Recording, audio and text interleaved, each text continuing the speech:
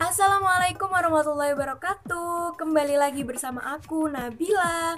Nah, di video kali ini aku akan share ke kalian tentang pengalaman aku sendiri ya teman-teman. Dan ini kisah nyata, yaitu keajaiban sholawat yang aku alamin. Seperti yang ada di judul ya teman-teman, tiba-tiba aku berada di Pantai Bum, tidak bisa keluar dan tersesat jam 12 malam. Sebelumnya jangan lupa like, komen, dan subscribe video yang aku share ke kalian ini ya teman-teman. Semoga video aku ini bermanfaat untuk kalian semua. Aku yakin teman-teman yang lagi nonton video aku ini adalah orang-orang yang yakin dengan keajaiban sholawat, atau orang-orang yang masih penasaran bagaimana keajaiban sholawat itu, ataupun orang-orang yang sudah mengamalkan sholawat tapi doanya belum kunjung diijabah. Nah teman-teman, kita ngamalin sholawat itu bukan berarti kita mengatur Tuhan ya teman-teman. Maksudnya kalau kita menginginkan itu sudah mengamalkan sholawat, tapi doa kita belum kunjung diijabah, lalu yang terjadi adalah kekecewaan. Kita ngamalin sesuatu, contohnya sholawat, itu sebagai bentuk upaya kita datang kepada Allah melalui perantara amalan sholawat. Oke, kita kembali ke cerita yang mau aku ceritain ke kalian semua, yaitu tentang aku selamat karena sholawat. Di tahun 2018 lalu, kurang lebih 3 tahun yang lalu, pada saat aku masih bekerja di sebuah restoran, dan jam pulang kerja resto itu jam 11 malam, dan rumahku lumayan jauh sih dari rumah ke resto. Mungkin menurut kalian jam 11 malam itu adalah jam yang malam banget ya bagi seorang perempuan untuk pulang kerja.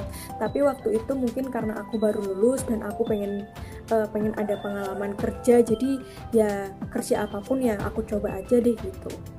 Nah, saat waktu pulang kerja yaitu jam 11 malam tadi, aku mau nganter temanku cewek pulang ke rumahnya karena dia nggak ada yang jemput waktu itu. Nah, berangkatlah aku menuju ke rumah dia.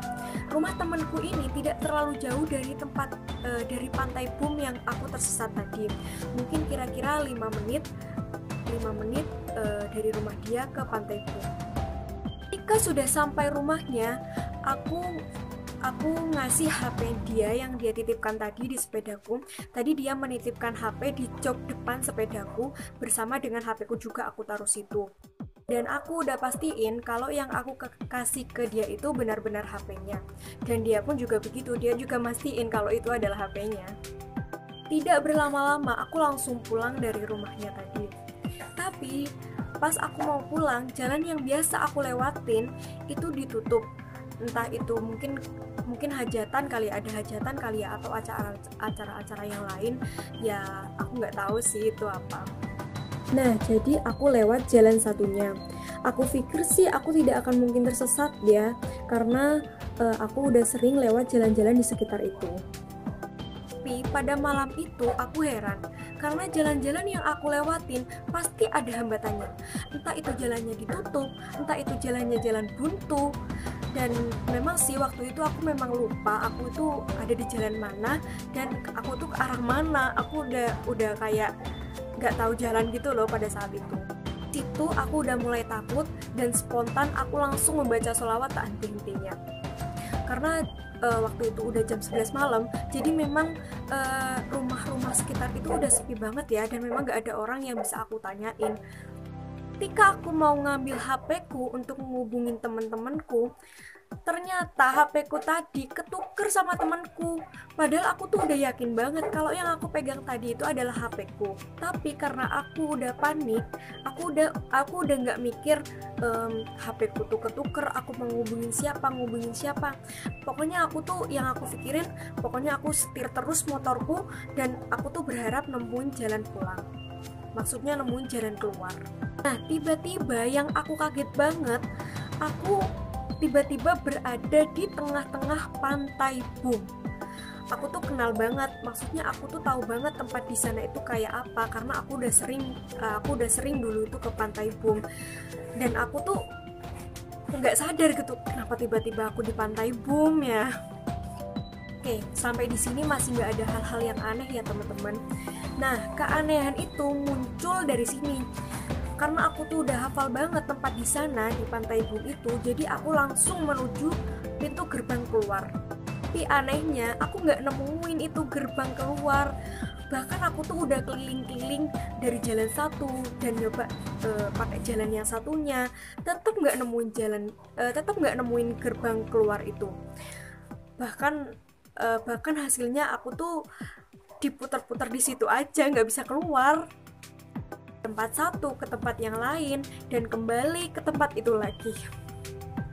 Sudah lumayan lama aku muter-muter di situ. Dan sampai akhirnya aku nemuin gerbang keluar yang aku cari-cari tadi. Aku seneng banget, bukan main. Tapi saat aku menuju gerbang itu dan melewati gerbang itu, aku pikir aku udah keluar dari situ, tapi ternyata aku malah masuk lagi ke dalam Pantai Bum dan berada di awal tadi aku sampai ke situ. Dan akhirnya aku nyari lagi gerbang itu. Padahal aku tuh hafal banget ya kalau gerbang yang aku lewatin tadi itu adalah gerbang keluar. Tapi entah kenapa waktu itu, maksudnya waktu aku melewati gerbang itu bukannya aku keluar, tapi aku masuk lagi ke dalam Pantai Bum. Nah, dan akhirnya aku nyari lagi deh gerbang yang tadi. Ya mau bagaimana lagi? Aku cari lagi gerbang itu dan aku lewatin lagi. Dan gerbang itu hilang lagi. Kayak gimana ya? Kayak aku tuh keluar dari gerbang itu, tapi bukannya keluar, aku tuh masuk lagi gitu. Dan yang aku lihat dari situ gerbangnya ya hilang lagi. Kayak aku tuh udah, pada saat aku keluar dari gerbang itu kayak udah berada di tengah-tengah lagi dan jauh gitu dari gerbang yang aku lewatin tadi. Biasanya sih di situ itu rame ya, banyak anak nongkrong, entah anak muda lagi ngapain atau bapak-bapak. Tapi pada saat itu nggak ada orang sama sekali, yang ada hanya anjing yang berkeliaran. Dan lisanku pun nggak pernah berhenti untuk membaca sholawat, karena waktu itu aku udah takut banget ya. Dan ya gimana lagi, HP ketukar, jadi ya aku tuh pokoknya nggak berhenti gitu untuk membaca sholawat. Selang berapa lama aku nemuin lagi gerbang yang aku tuju tadi, yaitu gerbang keluar tadi. Dan di situ aku lega banget karena di situ ada bapak-bapak yang memakai seragam security. Padahal sih mulai tadi nggak ada ya bapak-bapak itu, kenapa baru nongol sekarang gitu. Tapi aku lega banget karena memang mulai tadi aku nggak ada orang sama sekali untuk aku tanyain jalan keluar. Aku langsung nyamperin bapak itu dan bapak itu ngarahin aku untuk dari gerbang itu lurus aja keluar dan sampai ada pom bensin. Ya sebenarnya aku udah tahu ya kalau dari gerbang itu aku harus lurus dan ada pom bensin. Tapi ya aku langsung jalan aja gitu. Tapi aku tuh lega banget karena mulai tadi aku tuh nyari gerbang keluar gak bisa-bisa gitu, maksudnya aku langsung kembali lagi gitu. Tapi pada saat bapak itu bilang dan aku diarahin, alhamdulillahnya aku bisa keluar dari situ dan aku nemuin pom bensin itu, tepatnya di pertigaan besar deketnya pom bensin. Mungkin kalian yang di wilayah Banyuwangi mengetahui tempat itu ya. Nah memang itu jalan besar, jadi banyak kendaraan yang berlalu lalang di situ ya. Dan waktu sudah menunjukkan pukul 00.00 waktu Indonesia Barat. Tepatnya itu jam 12 malam. Tapi tidak sampai di situ aja. Keanehan terjadi lagi padaku. Ketika aku sampai di pom bensin, aku menuju arah selatan, arah di mana aku mau pulang. Dan di depan sana ada perempatan lampu merah. Dan tujuanku adalah lurus terus dan tidak belok. Mulai dari pom bensin tadi, aku tuh udah wanti-wanti bahwa jalan yang aku lewatin ini adalah lurus terus dan tidak belok-belok. Karena memang dalam hatiku, aku tuh meskipun aku udah hafal jalan di situ, tapi aku tuh tetap harus waspada. Karena aku ingin aku tuh pulang dengan selamat dan tidak salah jalan lagi.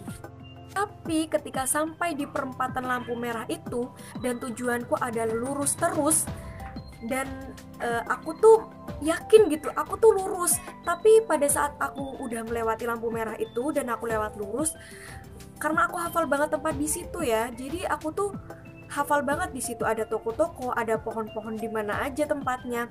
Tapi waktu itu, loh kenapa toko-toko yang biasanya di sini nggak ada ya? Loh kenapa pohon-pohon yang biasanya di sini kok nggak ada ya?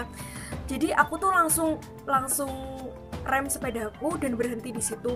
Dan ternyata aku belok kiri. Dan belok kiri itu jurusannya menuju ke Pantai Boom itu lagi. Tapi alhamdulillahnya di situ aku langsung sadar, aku langsung berhenti dan aku langsung balik arah ke perempatan tadi, langsung aku ngambil jalan yang lurus tadi. Dan aku serasa mau dikembalikan lagi ke tempat itu. Mungkin buat kalian yang rumahnya di Banyuwangi, Jawa Timur, kalian mungkin tahu ya kalau dulu itu Pantai Boom itu tidak sebagus sekarang, tidak seramai sekarang, maksudnya tidak banyak lampu-lampunya gitu. Dulu itu masih banyak masih banyak rumput-rumput belukar yang gimana ya, pokoknya nggak sebagus sekarang deh. Perlu kalian tahu ya teman-teman, mulai dari aku tersesat sampai aku selamat sampai di rumah, aku tuh nggak pernah berhenti untuk membaca sholawat. Karena aku tuh yakin dengan bersolawat aku tuh bakal selamat dan Allah akan menolongku.